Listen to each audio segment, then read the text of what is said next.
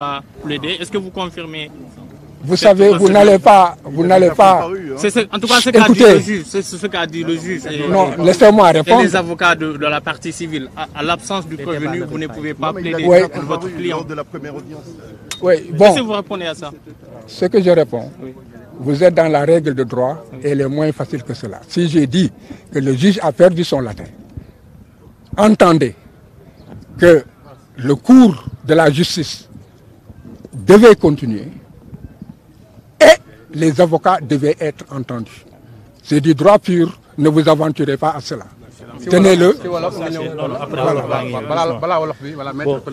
Oui, merci, je vous remercie. C'est bon. Voilà, moi, non, je parle en français d'abord. Ok, allez-y. Voilà, il y a des confrères qui pourront s'exprimer en Wolof. Moi, je pense que mon premier mot, c'est de féliciter la défense de M. Ousmane Sonko. Ça a été une défense, elle est toujours sans concession.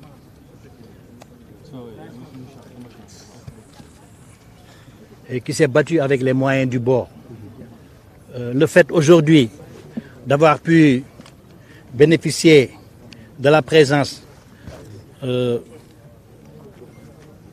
de nouveaux juges, ce n'est pas un cadeau.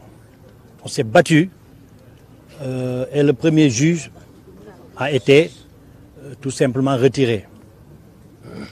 Malheureusement, nous sommes au regret de constater que nous sommes tombés de Carib en Silla.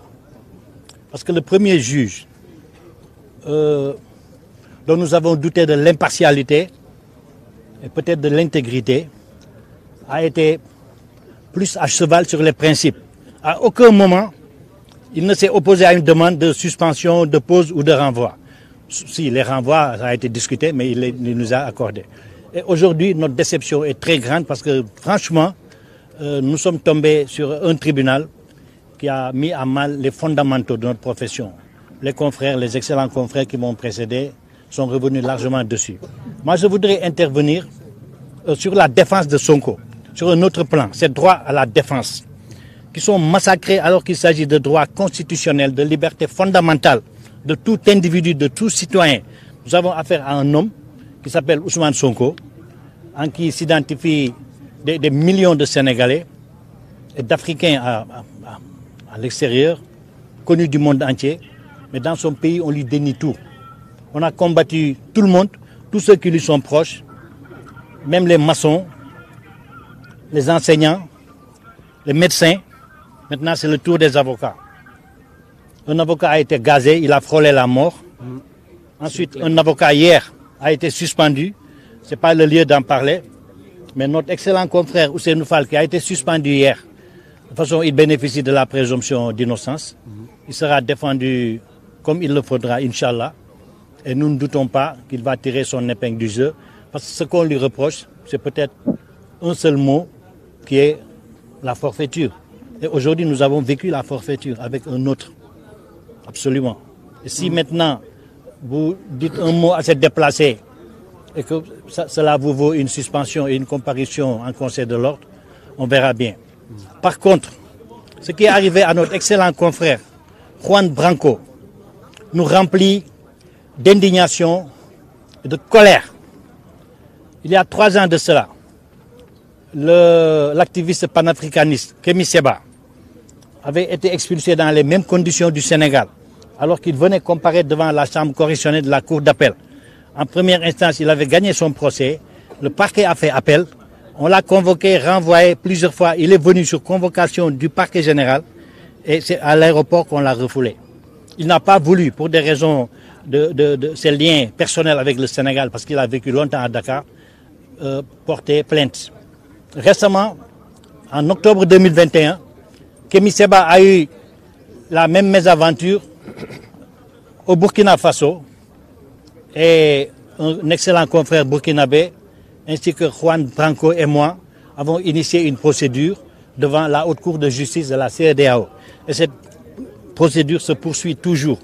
C'est pour vous dire que Juan Branco, c'est moi-même qui l'ai recruté. C'est un gros mensonge de dire qu'il a des liens avec Sonko, la France insoumise, les gilets jaunes. Ça me remplit de honte. Il faudrait que les gens renouent avec l'honnêteté. Le confrère français qui est là, à qui nous souhaitons même pas la bienvenue, parce des histoires à l'œuvre au procès de Karim Wade. Mais il vient pour un dossier qui n'en est même pas un. C'est avec un sentiment de pitié qu'on voit sa présence dans cette procédure. Parce que ça, ce n'est pas une procédure. Mais pour vous dire, le pouvoir a eu peut-être tellement peur qu'ils l'ont recruté pour qu'il vienne. Nous savons dans les détails comment il est venu, ce n'est pas notre problème. Ce n'est pas notre problème. Mais je voudrais insister sur ce point. Sonko ne connaissait Juan Branco ni d'Adam ni d'Ève. Et je peux même ajouter qu'il ne le connaissait ni des dents ni des lèvres. Il faut qu'on arrête de diaboliser Ousmane Sonko. Il a d'autres préoccupations que de s'allier avec le diable. Si tant est que ce garçon est le diable. Ce garçon est un des plus valeureux avocats du barreau européen dans le monde actuel. Pourquoi l'avoir recruté, maître? Pourquoi avoir fait appel à maître? Madame, qu'est-ce que vous appelez recruter? D'accord, donc je vais revenir. Ce n'est pas un lapsus. C'est pas un lapsus. C'est pas un lapsus. Recruter. C'est le terme que vous avez employé. Voilà, d'accord. Mais si vous le répétez, parce que j'ai déjà lu ce mot, que je l'ai repris comme ça dans un de vos... Pourquoi? Nous sommes dans une procédure à Ouagadougou, devant la haute cour de justice, à Abuja, pardon, la haute cour de justice de la CEDEAO, entre avocats. Quand nous travaillons ensemble, on se donne des coups de fil, et il y a des dossiers qui peuvent intéresser l'un ou l'autre. Il n'est pas venu par la pression, il n'est pas venu par la force. Nous devions l'accueillir avec honneur, avec fierté, parce que nous savons qu'il peut apporter un plus qualitatif. C'est ça les raisons, pour avancer la cause du droit. Parce qu'il y a trop de plaisantins qui se mettent à errer dans des procédures auxquelles ils ne comprennent que dalle. Et ça, il faut y mettre un frein. C'est ce qui explique la présence de maître Saïd Larissou, un excellent confrère, qui est candidat à la présidentielle aux Comores.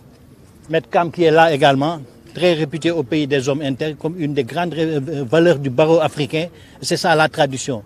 Nous tous, nous allons plaider dans d'autres pays, même en Europe, s'il le faut. Moi qui vous parle, j'ai défendu Vergès. Quand la justice française l'a attaqué, j'ai constitué un comité de 33 avocats. Nous sommes allés le défendre à Nice contre des juges racistes.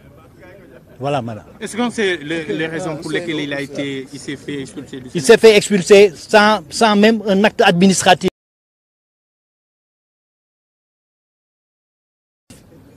Il s'est fait expulser par l'État. L'État, dans des conditions que nous déplorons. C'est arrivé avec Kenny. Ces choses-là, on ne doit pas les taire, parce qu'on ne doit pas assister à leur renouvellement. C'est honteux. Je n'en dirai pas plus. On va donner la parole à Maître Ngom. Les actes que vous allez poser maintenant. Quels sont les actes que vous allez poser maintenant? Alors, ñu ngi leen di gërëm yéen ñëpp. may wax rek ne li xew tey dafay firndeel kase donc